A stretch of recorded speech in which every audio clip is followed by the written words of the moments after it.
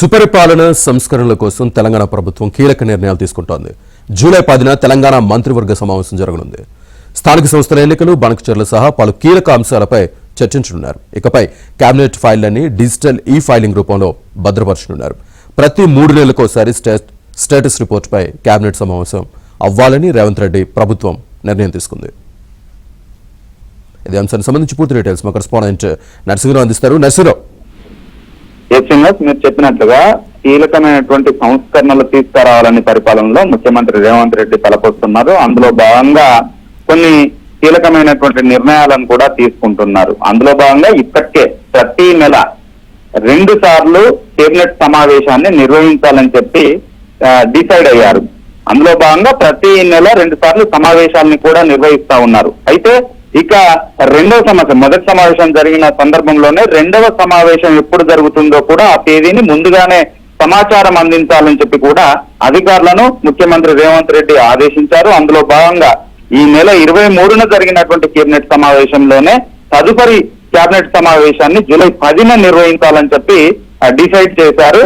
అందులో భాగంగా మంత్రులకి సమాచారాన్ని కూడా అందించారు. సో జూలై 10వ తేదీన 2వ సమావేశము జరగబోతా ఉంది. అయితే ఈ సమావేశంలో ఇది ప్రధానంగా మంత్రులకు ముందస్తుగా నిర్ణయించినటువంటి డిసైడ్ అయినటువంటి కొన్ని కార్యక్రమాలు ఉంటాయి. దానికి ఇబ్బంది లేకుండా ఉండేందుకు మంత్రిగారికి ముందుగానే సమాచారం ఇవ్వాలని చెప్పి ఆదేశించారు. ఆ మేరకు తేదీని ఖరారు చేశారు. జూలై 10న ఈ సమావేశం జరగబోతా ఉంది. ఈ సమావేశంలో ప్రధానంగా ఇటు స్థానిక సంస్థల ఎన్నికలకు సంబంధించి, అదేవిధంగా బీసీల రిజర్వేషన్ కు సంబంధించి 42% పెంచే అంశం పైన, సో ఇప్పటికి దానికి ఉన్నటువంటి లీగల్ న్యాయపరమైనటువంటి చిక్కులు, వాటిని ఎదుర్కోవడానికి అనుసరించాల్సినటువంటి పద్ధతుల పైన, లీగల్ ఒపీనియన్ తీసుకొని ఏ విధంగా ముందుకు వెళ్ళాలి అనేటువంటి దానిపైన, దాంతో పాటుగా ఏపీ నిర్మించ తలపెట్టినటువంటి బణకచెర్ల ప్రాజెక్టు పైన ఇప్పటికే కేంద్రంలో కూడా ఫిర్యాదు చేసినందున తెలంగాణ అటు ఏపీ అధికారులతో, ఏపీ ప్రభుత్వంతో చర్చలు ఏ విధంగా జరపాలి, ఏ విధంగా ముందుకు వెళ్ళాలి అనేటువంటి దానిపైన, వీటితో పాటు పలు కీలకమైనటువంటి అంశాలపైన రేపు జూలై 10న జరిగేటువంటి సమావేశంలో చర్చించబోతా ఉన్నారు.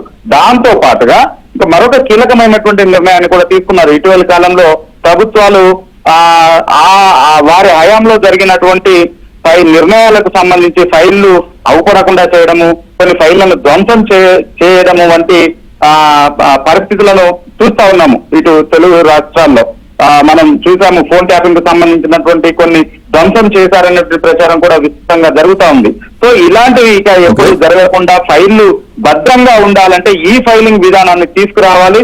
సో కంప్లీట్ గా క్యాబినెట్ కు సంబంధించి కూడా ప్రతి నిర్ణయము ఈ ఫైలింగ్ రూపంలో, డిజిటల్ రూపంలో భద్రపరచాలి అనేటువంటి ఆలోచనతో ప్రభుత్వం ఉంది. ఆ మేరకు ఇతర రాష్ట్రాల్లో ఏ విధమైన ఎక్కడ ఈ ఫైలింగ్ విధానం ఉంది, అక్కడ ఏ పద్ధతిని అనుసరిస్తున్నారో అధ్యయనం చేసి రిపోర్ట్ ఇవ్వాలని చెప్పి కూడా ముఖ్యమంత్రి రేవంత్ రెడ్డి ఆదేశించారు. దానిపైన సిఎస్ రామకృష్ణారావు అధ్యయనం చేస్తున్నారు. త్వరలోనే తెలంగాణలో ఇక నిర్ణయాల కేబినెట్ నిర్ణయాలన్నీ కూడా ఈ ఫైలింగ్ చేయబోతా ఉన్నారు. శ్రీనివాస్. Thank you Narasimharao.